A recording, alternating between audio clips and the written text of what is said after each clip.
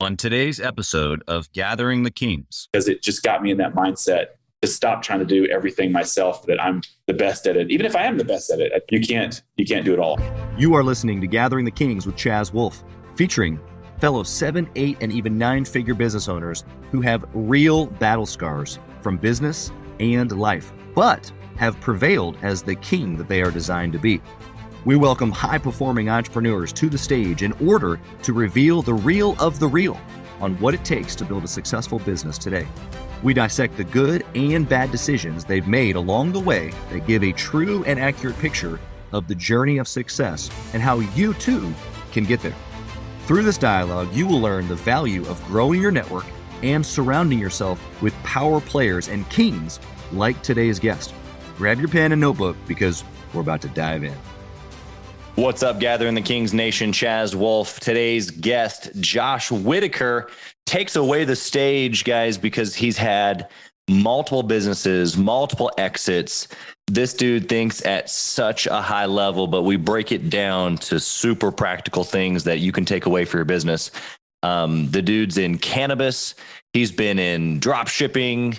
I can't even regurgitate everything that we just got off of the pod talking about, but get your notebook and pen. I know I say that to you every time, but you need to be a student. Josh is going to drop some nuggets on you. All right, everybody. Chaz Wolfe, Gathering the Kings. I've got Josh Whitaker at the stage today, the King stage. Welcome, dude. How are you? I'm good. How you doing? I'm good, brother. It's a Tuesday when we're recording this, and I love Tuesdays because I have a team meeting on Tuesdays, and I just love getting with my team, man. So that's why I love Tuesdays. That's why today's a good day. I love Tuesdays because of Taco Tuesday. And, I got a nice little Taco Tuesday friend group that we go out. Even if I don't make it out on the weekends, I make it out for Taco Tuesday. That's awesome. I actually have one of my team leaders, one of my store managers, actually for one of my franchises, just is all about Taco Tuesday and is always sending me stuff. And if I go there, she's always bringing it up. But I like tacos. I like Tuesday. I've never really put them together like that. But there's so many of you out there who love Taco Tuesday. Yes, lots. Josh, what kind of business do you have, man?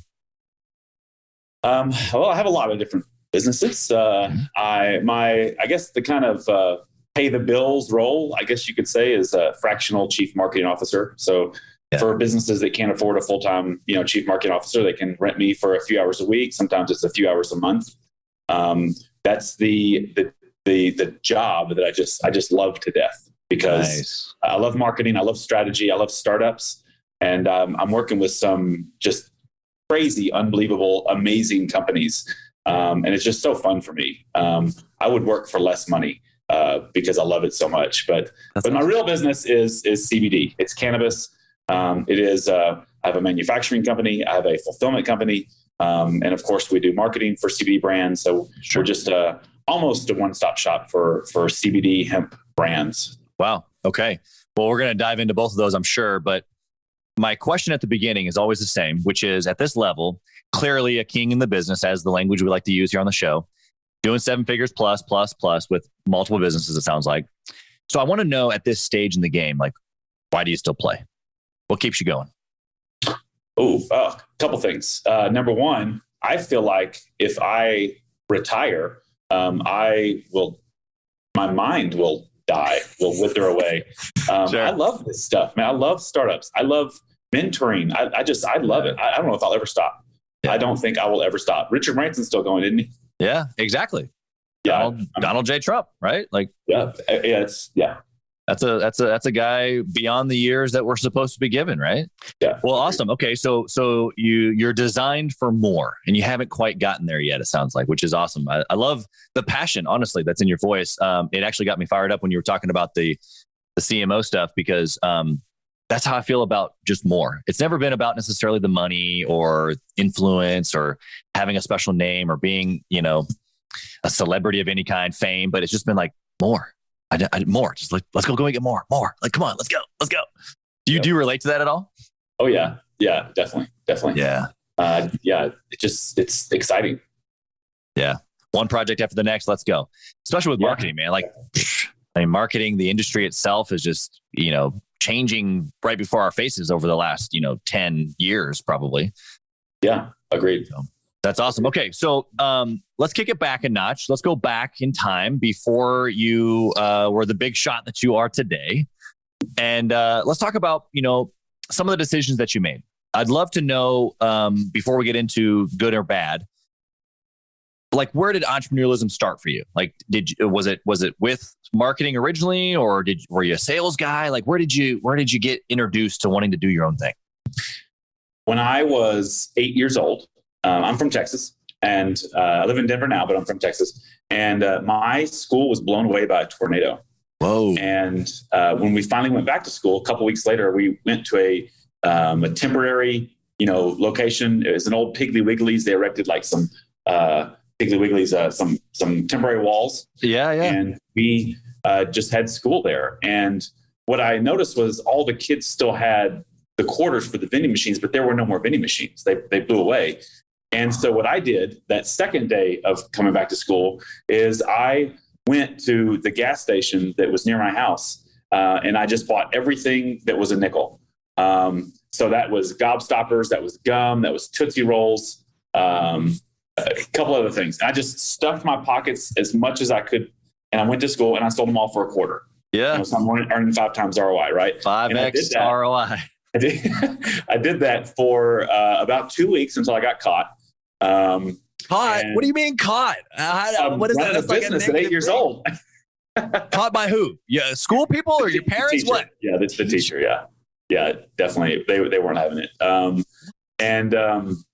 But I didn't stop.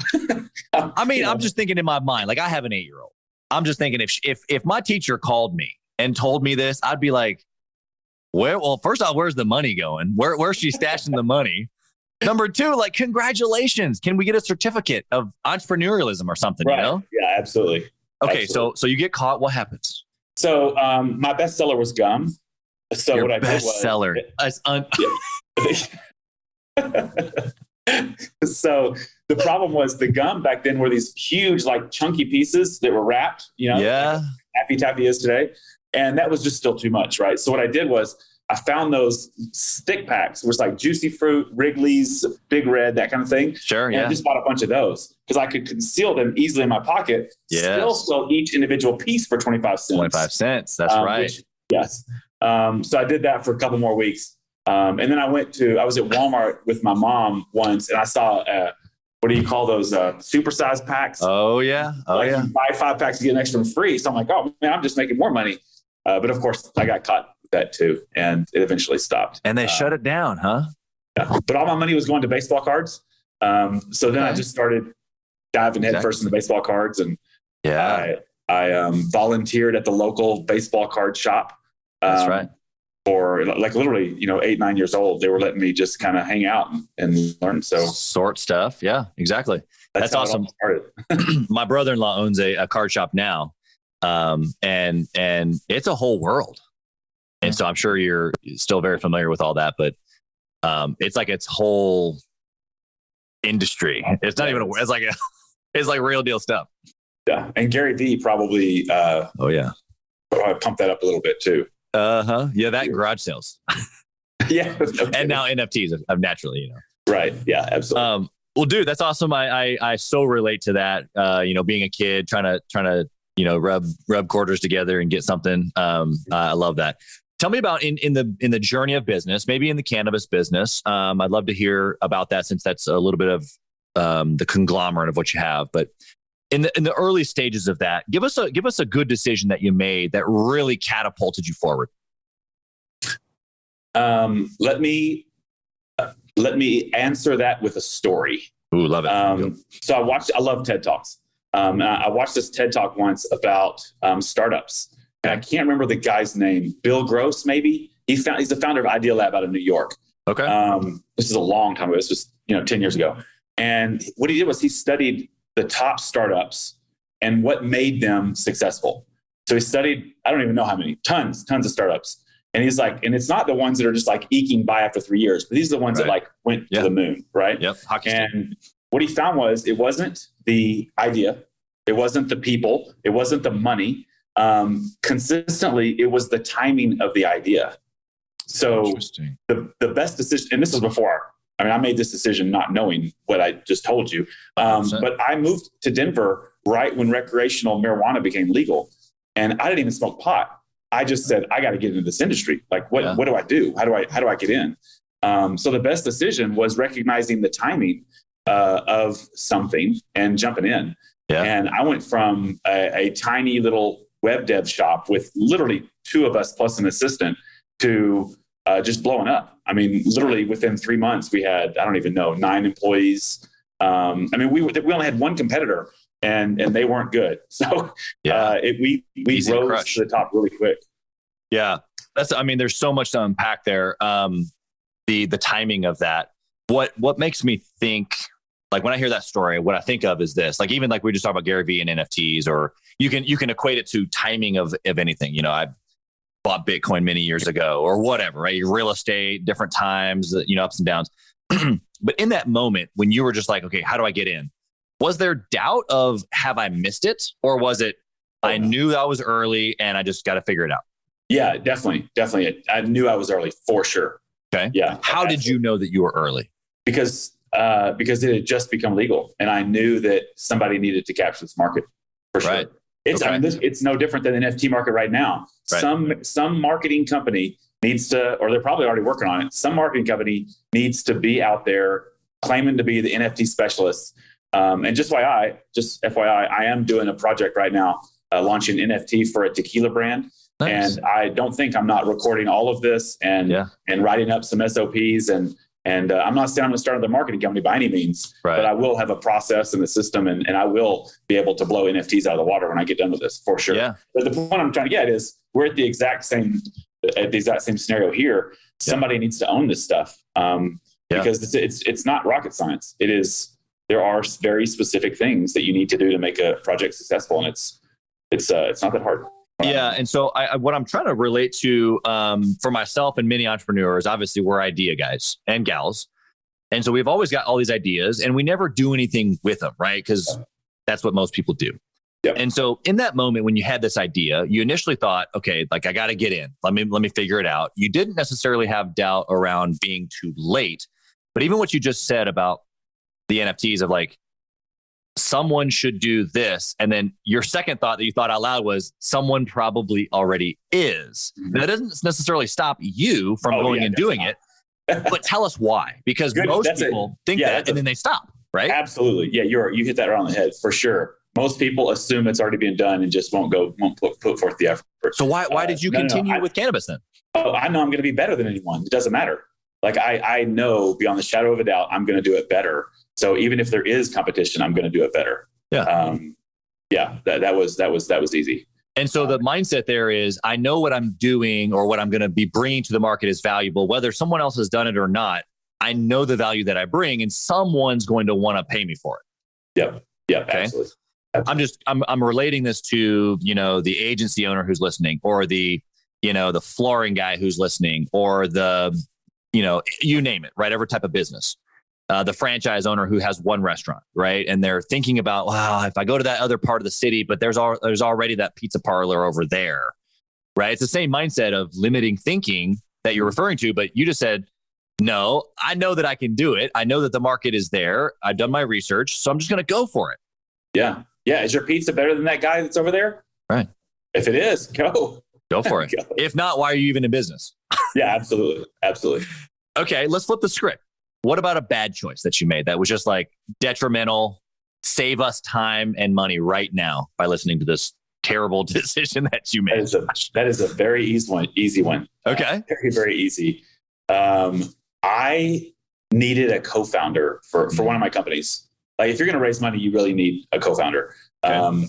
And I needed a co-founder, and it is not easy. It's not easy to find a co-founder. You've got to find people that you like, you're going to be working with them for a long time. And you've got to find a person with the same, similar morals and similar work ethic and they complement you. I'm not a systems and processes guy. I'm an idea guy, and I love the creativity of everything, but I've got to give somebody else to do all the busy work. So I chose a friend who fit the bill perfectly on paper. Like, I mean, to the T. Like, it is like people would tell me, wow, how did you find this co-founder? This is amazing. Right. And I don't like talking negatively about anybody, so I'm going to hold that in. But let's just say the morals and ethics, well, even the work ethic did not. Let's just say nothing panned out. How it was supposed to. What I just said was so important. In a co-founder, none of that was true. But she was a friend, like a longtime friend. And I mean, we made it work to what we needed to, but in the long run, no, it just not good. God, but choosing a co-founder, man, it's just so difficult. But God, you've got to be so careful because your entire existence is riding on that. That person could just screw it up just like that. Right. Now, some of these guys are listening to you say co-founder, and they're like, bro, what do you mean by that? Like, I found it. It's my company, So really what you're saying is that, whether you call it visionary integrator, CEO, COO, 2 guys, 2 gals, 1 guy, 1 gal, whatever, you need someone to run with that can complement you in order to scale. Because do you find that it's possible, or maybe just your chances are less if you don't have that counterpart to be able to get to like really like 7 and 8 figures? Hands down. Yeah, for sure. You can't do it all yourself. Oh my gosh. Yeah. So I'm working with a company right now called KindPoint. It's a psilocybin and ketamine treatment telehealth company. Okay. So we're just launching, and people are going to call in for treatment, and they're going to be directed where to go. Well, first of all, directed if it's even right for them. That's number one. Right. And then directed where to go to a reputable place that is going to provide, good treatment for typically PTSD, but a lot of other things. Sure. And we don't have a doctor. We don't have a medical practitioner. We have a guy that has raised a bunch of money that is just really good at systems and processes and seeing things to the finish. He's had 1 successful exit. Just a great guy and a great worker. But we have to have that medical person, and that medical person did not start the company with us or with him, right? But it's still a co-founder, right? That person is getting equity. And so that is just so badly needed because they complement you. You have to have that. And it doesn't matter. Like you just said, a restaurant, right? I mean, what if something happened? What if I'm snowboarding and I break a leg and I can't go work the restaurant for 4 or 5 days? Your co-founder is going to fit in there, right? It's just so important. A co-founder doesn't mean it's a 50-50 split. It just means that's somebody that complements you and you can fall back on. And man, even just bouncing ideas off of each other. Oh my gosh, just that alone is worth it. Yeah. Right. I mean, that's. Yeah, exactly. I think that there's a lot of things that you gave that, watered it down for lack of better terms, because it doesn't mean that those other companies can't have that or do that. It's just going to look slightly different. Maybe it's somebody that you hire that has great potential. They're a young guy, and you bring them into that seat. But what you've identified more than anything is that there is a seat, whether you realize it or not, it's vacant, and you got to fill it with someone who can counteract or help some of the, especially as business owners, as entrepreneurs. For the most part, we're a little all over the place. We got a lot of ideas. We're workhorses, but we kind of get in our own way, or at least we can't pick up our own mess, maybe. Right. Okay. When it comes to decisions, or the decisions that you've shared with us, good and bad, is there a process that you follow, or any sort of a discipline that you kind of come up with over the years of your success around making decisions? Personal or business, or both? Both, especially if they're separate or if they're different. Yeah, we'll talk about business because that's pretty easily defined. Okay. Still working on that personal life part. That significant other piece, I'm still working on that one. That's a tough one. Business, though, I got that part. You got that one down? I mean, thankfully, I'm at a point where I can hand select, right, who I want to work with, right? Sure. So it's because of that, I'm happier, right? I'm only working with people, that fit these 3 criteria. So number 1, I have to like you. If I don't like you, I'm not going to work with you. That's number 1. Easy. Nothing else matters if that one doesn't work. We have to get along. And the So that's key. And again, that goes back to morals and ethics, right? That goes back to just, are you a crappy person? Don't know, no more shitty people. So number two, is the idea valid? Is the company a good company, right? Does it have, it doesn't even have to have traction. Do I see the company be a viable success? Does it have some legs? Yeah, definitely. Those are the two main things. And then the third one is, for me, and this may not be a common for everybody, but it's money. Yeah. Okay. So most companies that I used to go in contact with just didn't have the funds. They would start a company and they'd put all their money into it, and then shit, where's the marketing? Right. I mean, I've got $1,000 a month. So what are you going to do with that? Right. You have to have money to market or to spend on sales. And if you don't have that, it just doesn't work. You just have an idea. Yeah. You've got a nice table where you've drawn out some things, maybe some ways you're going to try to help people. But if you can't locate the people or sell the people, you can't help them. Right. Yeah. Agreed. Okay. So we're going to break that down here for the 6-figure owner who's listening right now and going, okay, what does that mean to my business? And what that means for right now, what Josh was basically saying is, look, you should do things that, number one, he said, bring you joy, right? He gets to pick who he does. So that's the task that you're doing, or if the business itself is producing a result that you like. So like for me, when I bought Edible Arrangements, I don't even like to eat fruit really. I definitely don't like to make fruit baskets, but I did both because growing that brand or growing my little regional enterprise in my 20s served a purpose. I was excited and it made me happy to grow, right? So that's number one, bring you joy. Number two was, is there legs? Does this thing, can it scale? Can it go anywhere? Yeah. What you're doing right now in the flooring company, or for me with Edible Arrangements, am I going to just be at the 6-figure mark? Am I have one location, or does it have some meat on the bone? Can I grow to 4 locations, 7 locations? Can I have 100 employees? Like, what's really the possibility here?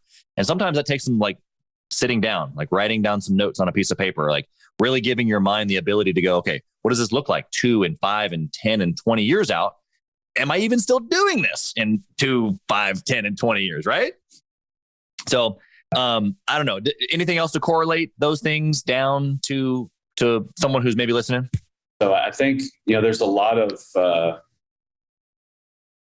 talk out there about do what makes you happy. But you can't, I hope people don't always, it seems like people are talking about it so much that you have to have something that makes you happy all the time. I'm not happy all the time. Don't get me wrong. I mean, I've got a drop shipping fulfillment business, warehousing business. That's where I am now. I don't like fulfilling orders, but damn it, if somebody can't come in today, I'm back there filling orders, putting, CBD products in a box and putting it and taping it. Right. Like that. It's not fun. Right. But so I think it's an overall sense of happiness. Yeah. But you can't be happy all the time, even though it seems like a lot of coaches out there are saying that, no, just find what makes you happy and just do that. Yeah. That's not the full story really. Yeah. I can't ever think of a time where I fired somebody and it was fun. I can't think of a time where we didn't hit a sales goal where we had an awesome party, there's going to be things in the business, especially if you're trying to scale and trying to have a viable thing that's going to be lasting, going to be around for a while, something that you can give to your children or even just sell or have an exit, like you said. Right. It's got to be viable. And we just have to do some of the things that sometimes we don't want to. But I think that you gave a good picture of what it looks like. You can be picky. You can set some parameters. You can generally have an idea, especially if you've gotten good at delegating and having team members compliment you. Then that you can get closer to that mark of doing only what you love. But I mean, I don't know of any successful person out there that would tell you otherwise, that they've done only what they love. Right. Okay. Yeah, I think the other part about this from a marketing perspective is that I am so picky about who I work with that it's also pretty easy to target these people, right? If who your target market is from a marketing perspective, because you're so picky, then it's a lot easier to market to those people than it is the broad swath of people around. Yeah, 100%. Yeah, I'll even use this as an example here with the podcast. Like I had a guy the other day comment, I don't know of anyone else that runs ads to get podcast guests, which is interesting. I mean, but I love providing good content. And so for me overall in my business, that's good. And so I had a guy who was like, why do you have to be at 7 figures to get on the show? Like, why are you so you're excluding all the little guys? I'm like, no. It's the exact reason why I'm doing this show. Like literally, I don't make money on this. Like I'm literally interviewing guys like you, so that way you can give back to the guy who wants to not be little anymore. Right. And he was like, oh, just thank goodness he wasn't like just an internet troll, just leaving bad stuff everywhere. But he actually responded back like, oh, that makes sense. I get it. Like, sometimes we do things that have to make sense for the bigger picture. So especially in the marketing world. Okay. Speed round. You ready, Josh? Yeah. Okay. First question is this. Especially since you're a marketing guy, I love this. I'm really curious of your answer. If you could only pick one metric to track in all of your businesses, what would it be? I hate to use the word happiness after I just kind of poo-pooed it, but it really, if I went back, I said I would never go back into the restaurant business again, ever, after managing a bunch of restaurants when I was younger. But I kind of fell into owning a high-end restaurant in Denver, Colorado. And I was just like, I'm going to blow this one to the moon. This is just too good to be true. It was just it was just amazing. And I hated it. It didn't matter that it was one of Zaggett's top 15 restaurants in the freaking country. It didn't matter. We had an amazing chef and Broncos players and movie star. None of that mattered. I hated it. Right. And so if it's one metric, it's, God, if you're not happy, you got to get out. Your entire life is just withering away if you are not happy. And if you are a plumber and you are an extremely successful plumber, but you're not happy doing the plumbing, then damn well, you've got to figure out how to just hire a bunch of amazing people and do it. Because if you are not happy, and again, like I said earlier, it doesn't have to be happy every single day, but man, just overall happiness has to be there. Yeah. It has to be. Yeah.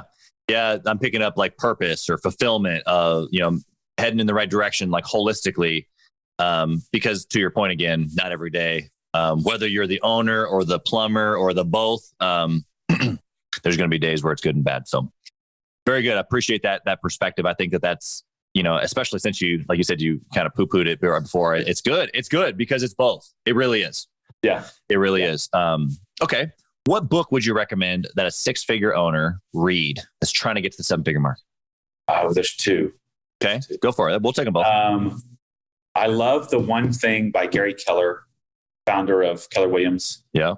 That was a great freaking book. Just, you've got that just amazing thing that you're going after. What can you do for 5 minutes a day to get closer to that peace? Right. I love that book to death.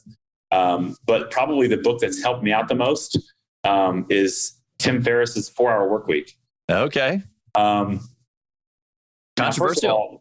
One of my mentors was Tim Ferriss's marketer. So just FYI, he worked hard. He never works 4 hours. Like he's working 60 hours a week, every single week. Just FYI for those that don't know. But the reason why I like that book so much is because it got me in the mindset of outsource first. Yeah. Because when I read that book, and that was probably 8-9 years ago, maybe, it was always, I have to do it all. Like I have to do everything. No one can do it as good as me.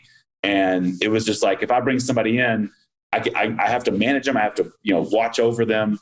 And really that book just drilled it in my head that no, if you get a project that you don't know, first thing is, who can I look to? Who can I get help from? How can I outsource it? It's no longer, how can I figure this out? Let me go read a bunch of stuff on NFTs. Now it's like, who are the players? I've got a call right after this with some huge player in the NFT space who just had a very successful launch. That's the way I handle it. It is, I love that book because it just got me in that mindset to stop trying to do everything myself, that I'm the best at it. Even if I am the best at it, it doesn't matter. Like you can't do it all. And it just drilled me. Yeah. Super applicable to the 6-figure mark, because that's most likely, if not the reason, probably in the top 3 reasons of why they're still 6 figures, is because they're still doing most things. So yeah, great recommendation. Next question, do you intentionally network or mastermind with other business owners? I try. I am so damn busy. Sure. I am very strategic with my time, and I will play pickleball at a athletic club. Yeah. Because I can mix fitness with networking. Yeah. Or if I go to an event, that event is I'm going to be surrounded by people that I either like a whole lot because they're, good friends, or it's people that either I can help them or they can help me, or we can help each other in some form or fashion. Totally. Just the old networking, the events and stuff like that. Not at all. I don't get to go to those anymore. Yeah. Yeah. I mean, at some point, I think that, now you have representatives potentially, who are doing it for you. That's part of what you were just talking about. But yeah, I think rubbing shoulders, like you said, even if it's with fitness, I mean, that's what we're doing right now, right? Like I've learned today from you. We've talked about good things, so, okay. The last question is this. You've got a lot going on your world. Okay. And if you lost it all of it was gone, all of your clients with the marketing, all of your ownership of all of your other businesses, what do you do? Well, I would probably be homeless if I lost it all. So I would probably pretend like I am in college. And this is not what I did in college. This is just what I tell every college kid that'll listen. I would find someone like Gary Vee, for example. I will find someone that I look up to, that I aspire to be, and I will beg them to let me ride their coattails. And when I say ride their coattails, I mean, I will provide so much benefit to them that if I were to ever leave, that they will miss me dearly. I will do so much for them, but I will be learning from them at the same time, and building up. I will be helping someone that is uber successful be more successful, and they will love me for it. And I will be able to, and of course I'll be very strategic on that, right? They're going to be a good person, right? They're not just going to kick me to the curb after I've made them, a ton of money. Right. So that's I think that's what I would do. Yeah. Yeah. That's great. I love the fact that you were realistic in the fact that you'd be probably homeless, but the scenario really is that you're at the bottom, right? Like I don't have anything left. But you went right to your what you already know, because that doesn't get taken away. We know that, right? But yeah, absolutely. What you already know is that connections are huge. Adding value is huge. And so someone can walk away with that today. They don't have to lose their business to take those 2 points away from you. Lean into your connections and provide immense value. You provide value for people. It's part of the podcast, right? Like if I provide value for people, whether it's you or people listening, there's a way that comes around. Right. Whether it's connections or business or partnerships, we get stuff all the time that comes across our desk because someone heard something or got value from something. Right. So I would highly encourage you guys listen to Josh on that for sure. Josh, how do they connect with you as an individual or a CMO if they're looking to hire somebody or whatever? How can they find you? Probably the easiest way. I guess probably Instagram. I'm posting more on Instagram.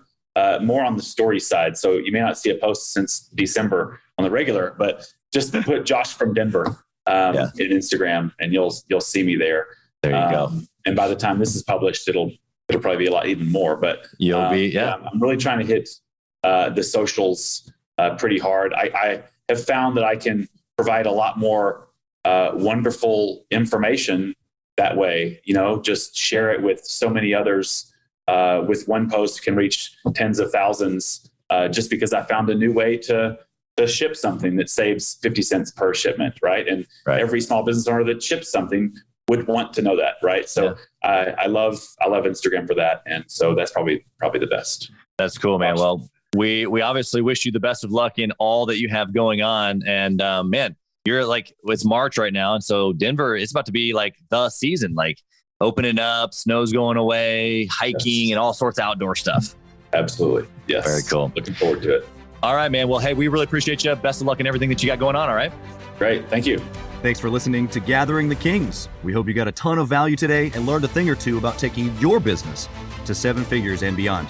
If you desire more and want a community around you to help you get there, I want you to go to gatheringthekings.com. That's gatheringthekings.com. And I want you to apply for our next Becoming a King 90-day intensive.